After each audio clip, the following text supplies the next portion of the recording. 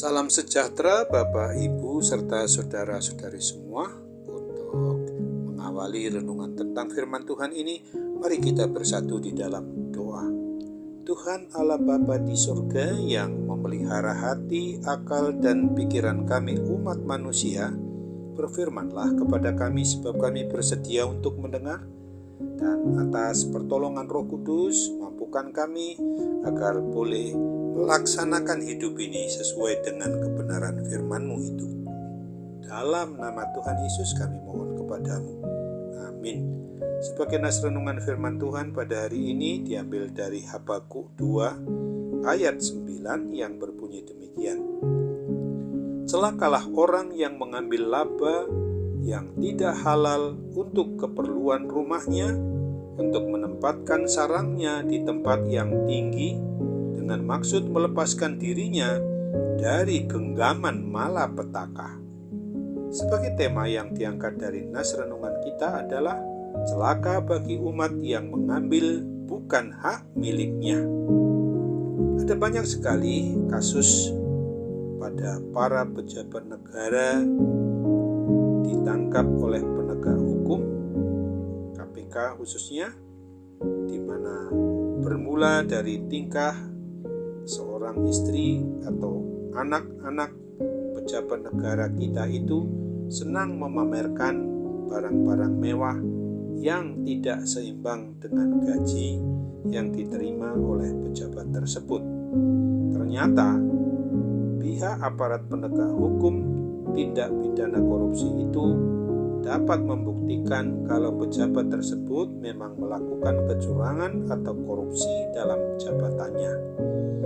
Nas renungan tentang firman Tuhan pada hari ini jelas mau mengajarkan dan mengingatkan kita sebagai orang yang beriman percaya kepada Kristus, di mana kita jika adalah sebagai warga gereja, warga dari suatu masyarakat bangsa dan negara Republik Indonesia yang kita cintai ini, agar kita sebagai orang yang beriman percaya kepada Kristus jangan pernah berniat untuk melakukan tindakan mengambil uang atau harta kekayaan yang berasal dari hak orang lain, entah itu hasil dari pencurian, penipuan, merampas, termasuk korupsi, dan semua uang atau harta kekayaan yang diperoleh dengan cara yang tidak diperkenankan oleh Tuhan Allah Bapa kita, Sang Pencipta, Pemelihara, dan Sang Pemilik atas hidup dan mati kita ini.